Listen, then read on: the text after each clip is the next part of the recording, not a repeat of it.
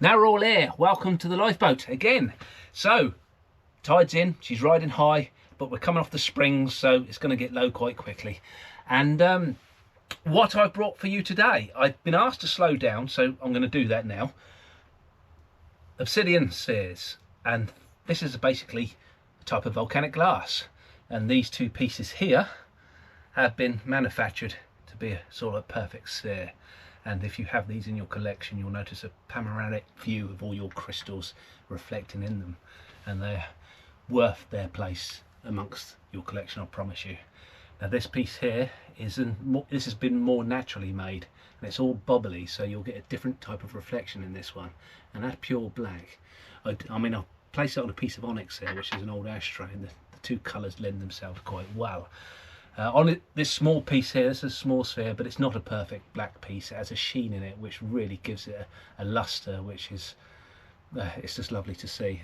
I like that amongst the sort of like the slightly lighter crystals. Amongst rose quartz, that lends itself quite well. And this is a piece of obsidian which has been moulded into a dragon's head to represent a serpent energy. So these things can be used for all sorts of reasons. And one of the reasons I like to talk about them is because it's what the witches, warlocks and wizards used to use back in the day, because obviously not everyone had TVs, and they used to do all sorts of weird things to entertain themselves. And one of the things they used to do is sort of like manipulate reality in any way they could to sort of affirmate their belief system. And this is a flat piece of obsidian, and they use this for something called a scrying mirror.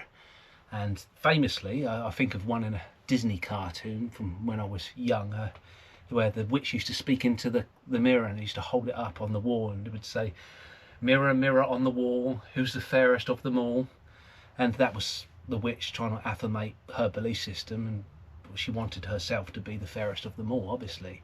But conversely, I suppose if she decided to spin the mirror around and try and manipulate the reality in a different way, she could say, "Magic mirror on the wall, who's the fairest one of all?"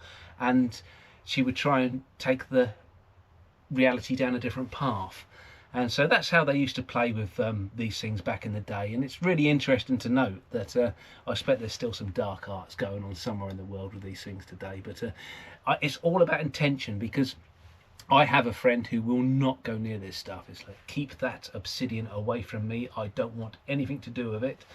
And as long as your intentions are pure and you don't intend to cause anybody any harm or loss, then there's no reason not to have obsidian in your collection. It's certainly a lovely thing to behold. So if you're looking for obsidian, you'll find it all over the place. It's not that dear. So that's my video on obsidian. So if you like this sort of thing, you know what to do, and I'll see you in the next one.